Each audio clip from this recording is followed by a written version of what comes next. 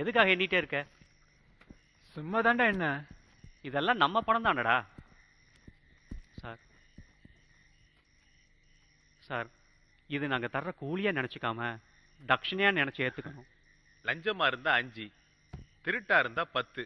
தட்சணையா இருந்தாலும் கூலியா இருந்தாலும் முதல்ல இந்த திருட்டை யார் ஆரம்பிச்சாங்க, எதுக்காக ஆரம்பிச்சீங்கன்னு தெரிஞ்சாதான் இதை நான் வாங்குவேன். சரி, எதுக்கு திருடுனீங்க சொல்லுங்க. எதுக்காக திருடுறீங்கன்னு கேட்டா பணத்துக்காக தான். படிக்கிறதுக்கு பணம் வேணும்ல. அதுக்கு லோன் வாங்கி படிக்க வேண்டியதானே?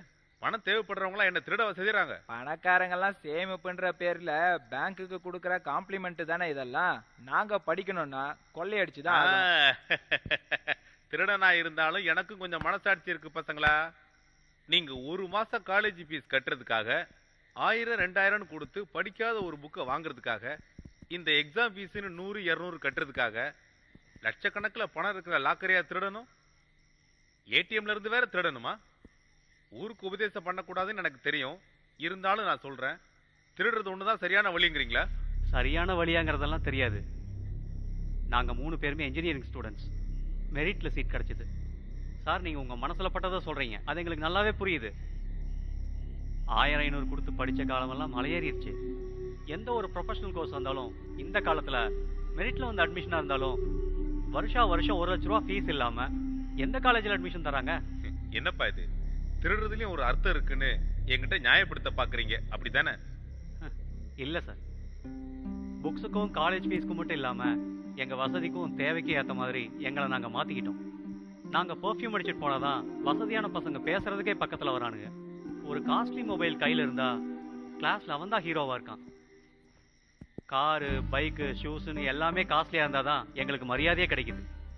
நம்ம உள்ள போட்டிருக்க ஜட்டியோட பிராண்ட் வெளியில தெரிஞ்சாலே நம்ம தகுதி என்ன, அந்தஸ்து என்னன்னு எடை போடுற காலம்தான் இது. ஒருத்தர் நல்ல பிராண்டட் காஸ்டியூம் போடலைன்னா அவர்கிட்ட பழகவே தயங்குறாங்க. அவன் கையில காசு இருந்தாலோ, அவன் கையில காசு இருக்குன்னு தெரிஞ்சா மட்டும்தான் சமுதாயத்துல அவனை மதிக்கிறாங்க. அது எப்படி வந்ததுன்னு அவங்க யோசிக்கிறதே இல்லை. யாருக்காவது ஒரு காரியம் ஆகணும்னாலும் பணம் இல்லைன்னா எதுவுமே நடக்காதுங்கிற நிலைமை இப்ப இந்த காலேஜுக்குள்ளேயே இருக்கு.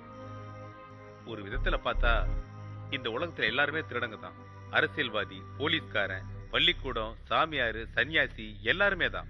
ஆனா திருடங்கன்னு முத்திர குத்துறது நம்மள மாதிரி சின்ன சின்ன திருடங்க மேலதான். அரசியல்வாதி ஆகட்டும், போலீஸ்காரன் ஆகட்டும், சாமியார் ஆகட்டும், இவங்க யாரு தப்பு பண்ணாலும் அவங்க பண்ற தப்ப வெளிச்சம் போட்டு காட்டுறதுக்கு நம்ம ஆளுங்க தயாரா இல்லை.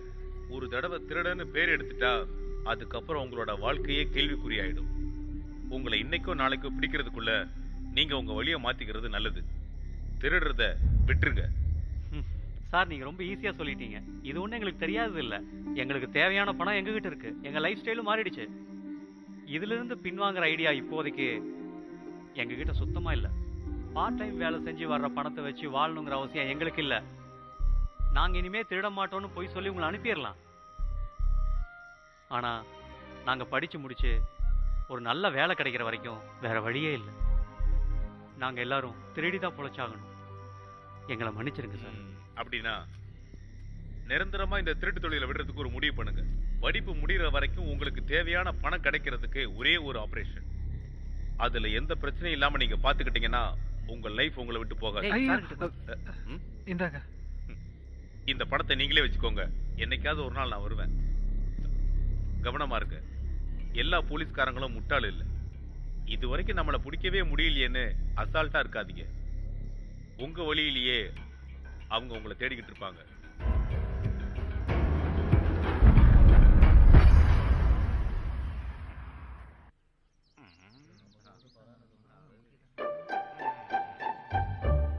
இந்த லாக்கர் திருட்டு ஒரு முன்னெச்சரிக்கை. இனிமே அட்மிஷனுங்கிற பேர்ல பணம் கொள்ளையடிச்சா மேனேஜரையும் அவர் குடும்பத்தையும் துணி இல்லாம நடு ரோட்ல நடக்க விடுவோம். துணி இல்லாம நடக்க விடுவோம்னு சொல்றாங்களே, மேனேஜரோட பொண்டாட்டியும் சேர்த்து தானே? நடத்தணும். 2 பேரையும் அப்படிதான் நடத்தணும். ஜூலி மேடத்தை அப்படி நடத்தினா கூட போதும். டெக்னிக். இதை ஜீப்ல கொண்டு போய் வைங்க. இப்படி புடவை கட்டத்துல மட்டும் அக்கறை காட்டுங்க. அவன் லாக்கரை ஈஸியா அடிச்சுட்டு போட்டோம். பாத்தீங்களா சார், திருட்டுக்கும் திருடனுங்களுக்கும் சம்பந்தமே இல்லை. அவங்களுக்கு லாக்கரும் முக்கியம் இல்லை, பணமும் முக்கியம் இல்லை. என்னையும் இந்த சமுதாயத்துல கௌரவமா நடத்திட்டு இருக்கிற காலேஜ் பேரையும் கெடுத்து அசிங்கப்படுத்துறதுக்காக அந்த மாஃபியா கும்பல் தான் இந்த காரியத்தை பண்ணியிருக்காங்கன்னு நான் நினைக்கிறேன். அப்படின்னா எங்களை பாம்பு வச்சு கொன்னுடுவாங்களா சார்? அந்த அளவுக்கெல்லாம் நடக்காது ஜூலி. சொத்தும் அழகும் இருந்தா இல்ல இனிமே இப்படி நடக்காதுன்னு போலீஸ் நாங்க உத்தரவாதம் தரோம். உங்களுக்கு யார் மேல சந்தேகம் இருந்ததுன்னா ஸ்டேஷனுக்கு வந்து எழுதி கொடுங்க. யாரு மேல சந்தேகம் இருந்தாலும் மனசு திறந்து சொல்லிடுங்க. முக்கியமா அவர்கிட்ட இல்ல, என்கிட்ட. சார் லாக்கர் ஓப்பன் ஆயிருந்தது, ஆனா பணம் எதுவும் இல்லை சார்.